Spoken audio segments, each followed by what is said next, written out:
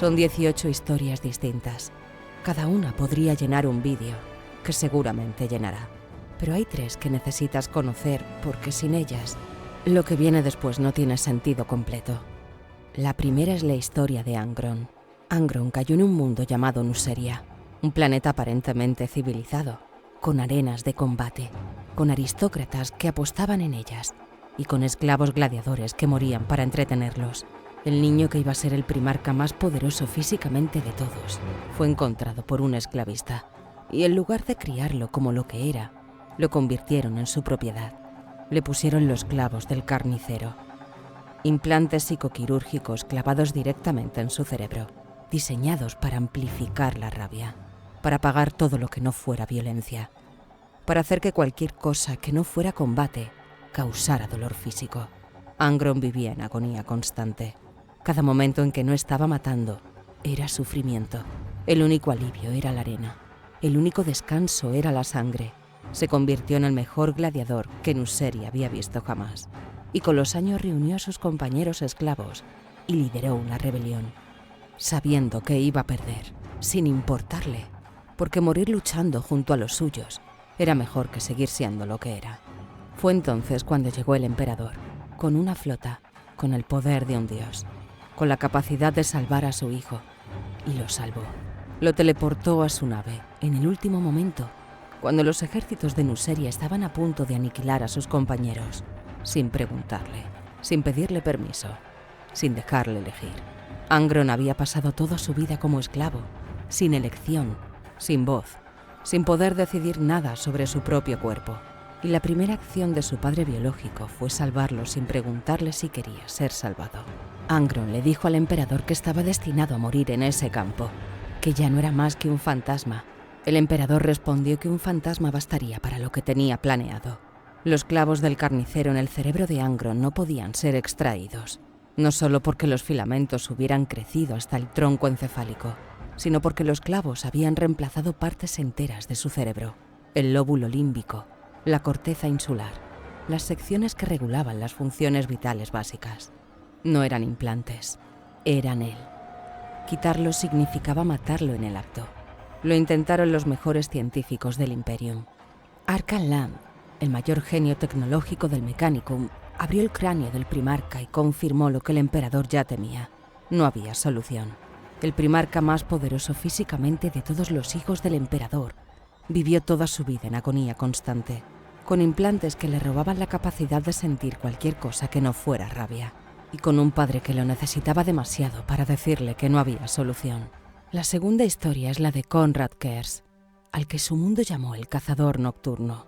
Kurz cayó en Nostramo, un planeta de oscuridad perpetua, sin luz solar directa, cubierto de nubes de polución industrial, con ciudades colmena donde el crimen era el único orden social real, donde los aristócratas y los señores del crimen eran la misma cosa, donde los débiles simplemente desaparecían. A diferencia de casi todos sus hermanos, Konrad Kurz creció completamente solo. Nadie lo recogió, nadie lo crió. Sobrevivió en los subsuelos de la ciudad colmena, alimentándose de animales ferales, aprendiendo el idioma escuchando a través de las paredes, entendiendo el mundo que lo rodeaba a través de su peor versión. Y desde el principio tuvo visiones, visiones del futuro, el futuro más oscuro posible. Todas las muertes que vendrían, toda la sangre que correría, y su propia muerte a manos de una asesina enviada por su propio padre con una claridad aterradora. Esa certeza fue la raíz de todo su nihilismo. Si el emperador lo había diseñado para morir así, ¿qué sentido tenía la lealtad? Con esas visiones en la cabeza, eligió hacer lo único que tenía sentido para él: empezar a matar criminales.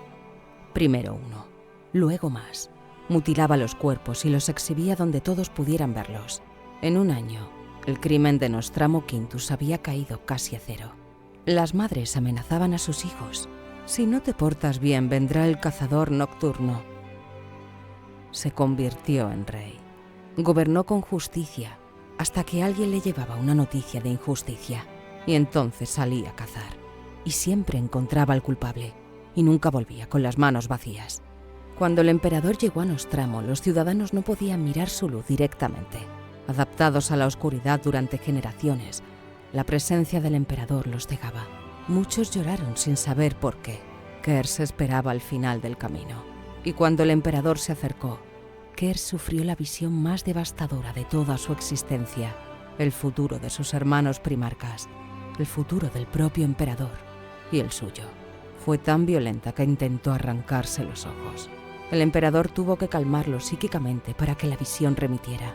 El emperador se dirigió a él y le dijo que se tranquilizase, que había llegado para llevarle a casa. Pero Konrad Kers le respondió que ese no era su nombre, que su pueblo le había puesto otro nombre, el Cazador Nocturno, y que sabía perfectamente lo que tenía planeado para él. La tercera historia es la de Magnus el Rojo. Magnus cayó en Próspero, un mundo de psíquicos exiliados, seres que habían huido de Terra porque en el resto de la galaxia los perseguían, los temían, los quemaban. En Próspero, Magnus era uno más, y en ese entorno creció libre.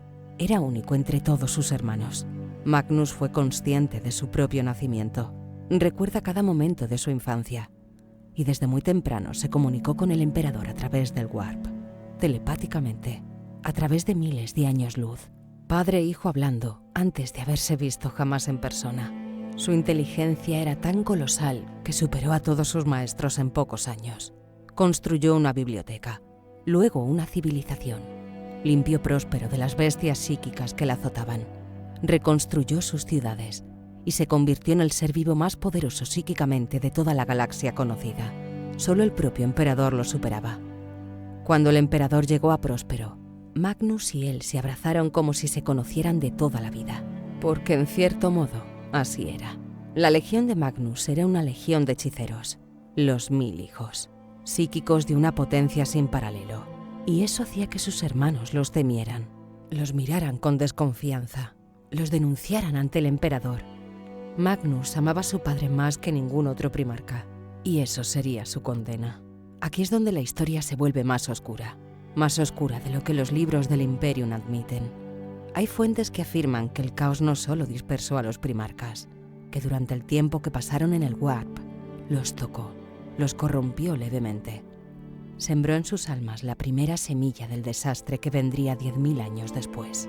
Que la herejía de Horus tal vez empezó en ese momento, en ese viaje involuntario a través del Immaterium, antes de que ninguno de ellos tuviera siquiera un nombre.